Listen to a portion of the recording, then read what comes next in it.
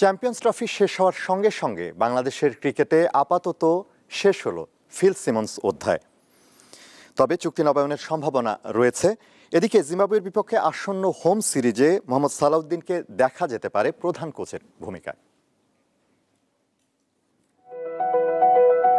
West ইন্ডিজের সাবেক cricketer feel সিমন্সকে champions trophy পর্যন্ত 6 মাসের জন্য বাংলাদেশ জাতীয় ক্রিকেট দলের কোচ নিয়োগ দিয়েছিল বিসিবি। সে দায়িত্ব শেষ হলেও বেতন ভাতা ও অন্যান্য শর্ত মিললে তিনি দীর্ঘমেয়াদী দায়িত্ব নিতে পারেন।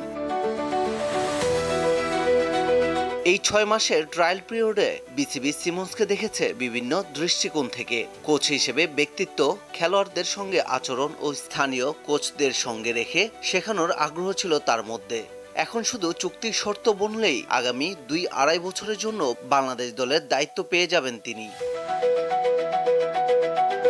সিনিয়র সহকারী কোচ হিসেবে চ্যাম্পিয়ন্স ট্রফি পর্যন্ত দায়িত্ব পালন করেছেন মোহাম্মদ সালাউদ্দিন। আর সিমন্সের মতো একজন বিদেশি প্রধান কোচ রেখে জাতীয় দলের সহকারী কোচদের সারিতে স্থানীয় কোচদের আরও প্রাধান্য দেওয়াই ছিল বিসিবির লক্ষ্য। সিমন্সের সঙ্গে দীর্ঘমেয়াদী চুক্তির আনুষ্ঠানিকতা সারা না গেলে জিম্বাবুয়ের বিপক্ষে আসন্ন 3 ওয়ানডে ও 3 টি-20 হোম সিরিজে সালাউদ্দিন থাকবেন বাংলাদেশ দলের প্রধান কোচের ভূমিকায়। পারভেজ খোকন, দীপ্ত স্পোর্টস।